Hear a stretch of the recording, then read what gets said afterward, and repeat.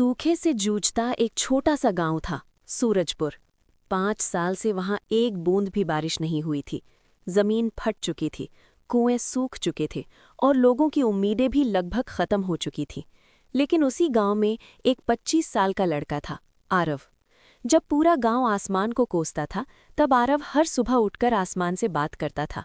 वो मुस्कुराकर कहता, तुम आज नहीं आए, कोई बात नहीं, कल जरूर आना।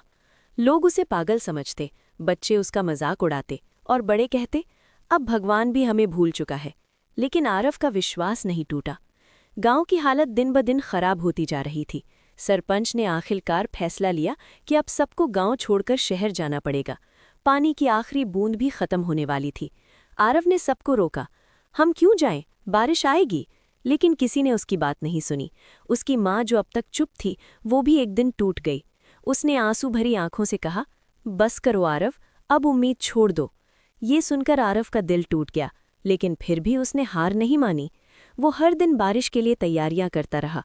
मिट्टी में छोटी छोटी नाव बनाता, टूटा हुआ छाता लेकर गलियों में घूमता और आसमान को देखकर मुस्कुराता। धीरे धीरे गांव वाले उसे नज़रअंदाज करने लगे। उसका सबसे अच्छा दोस्त भी अपने परिवार के साथ गांव छोड़ गया।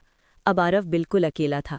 एक रात जब चारों तरफ सन्नाटा था, वो आसमान की ओर देखकर चिल्लाया, तुम सच में हो या नहीं? अगर हो तो एक बार आ जाओ। उस दिन पहली बार उसकी आंखों में शक था। अगली सुबह जब वो उदास बैठा था, तब गांव के किनारे एक बूढ़ा बाबा उससे मिला। बाबा ने उसकी आंखों में देखा और कहा, बारिश पहले आसमान में नहीं, दिल में होती है। आरिफ को ये बात समझ नहीं आई, लेकिन उसके अंदर कुछ फिर से जाग गया। उसने सोचा, अगर मेरा विश्वास ही खत्म हो गया तो सब खत्म हो जाएगा। उसी दिन उसने एक फैसला लिया, वो पूरे गांव के लिए बारिश उत्सव करेगा। गांव के लोग जाने की तैयारी कर रहे थे, लेकिन आरव अकेले ही उत्सव की तैयारी में जुट गया।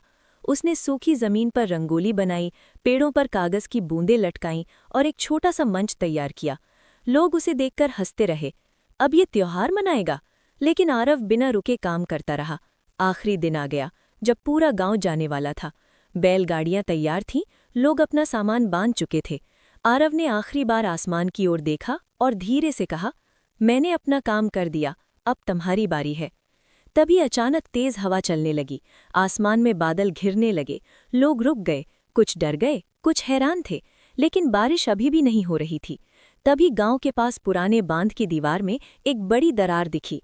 असल में सालों से वो बांध टूटा हुआ था, इसलिए पानी कभी जमा ही नहीं हो पाया था। आरव के उत्सव की तैयारी में जब उसने और कुछ लोगों ने वहां सफाई और सजावट की, तो अनजाने में उन्होंने उस दरार को मिट्टी और पत्थरों से भर दिया था। जैसे ही बांध ठीक हुआ, अचानक आसमान से तेज बारिश शुरू हो गई। बूंदें जमीन पर गिरने लगीं, लोग खुशी से चिल्लाने लगे, बच्चे नाचने लगे। जो गांव छोड़कर जा रहे थे, वो सब वापस मुड़ आए। सरपंच ने भीगते हुए आरव को देखा और कहा, आज समझ आया, बारिश आसमान से नहीं, विश्वास से आई है। आरव मुस्कुराया, उसकी आंखों में चमक थी।